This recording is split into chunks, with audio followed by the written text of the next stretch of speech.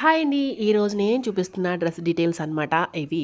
ఇదొచ్చేసరికి మనకి మీషో నుంచి అయితే కస్టమరు ఈ శారీ తీసుకొనొచ్చి నా దగ్గర 3 లేయర్స్ ఫ్రాక్ కింద స్టిచ్చింగ్ చేయించమని అడిగారు. మళ్ళీ అట్ ద సేమ్ టైమ్ దానికి చున్నీ కూడా కావాలన్నారు ఒక 2 మీటర్స్. ఎలా కుదురుతుందండి 2 మీటర్స్ చున్నీ తీస్తే ఇంకా 3 మీటర్స్ ఉంటుంది. 3 మీటర్ అండ్ హాఫ్ ఉంటుంది. దాంతో ఫ్రాక్ ఎలా అవుతుంది? మళ్ళీ 3 లేయర్స్ అంట. ఓకే. అలా అయితే కుదరదండి అని చెప్పి అయితే నేను ఈ విధంగా అయితే స్టిచ్చింగ్ చేశాను. ఎందుకంటే కుదరొచ్చు కానీ కుచ్చులనేవి చాలా చిన్నగా వస్తాయి. అంత లుక్ అయితే బాగోదు. అందుకనే నేనైతే ఈ విధంగా స్టిచ్ చేశాను.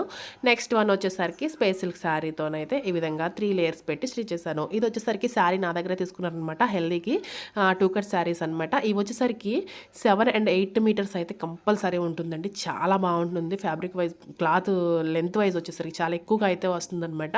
డ్రెస్సెస్ మనం స్టిచ్చింగ్ చేయించుకోవాలనుకుంటే 2 కట్ శారీస్ అయితే ఫుల్గా అసలు నిజంగా చాలా బెటర్ అండి. చాలామంది బయట ఇవి దగ్గర దగ్గర మనకి మీటర్ వచ్చేసరికి 200 వరకు సేల్ చేస్తున్నారు.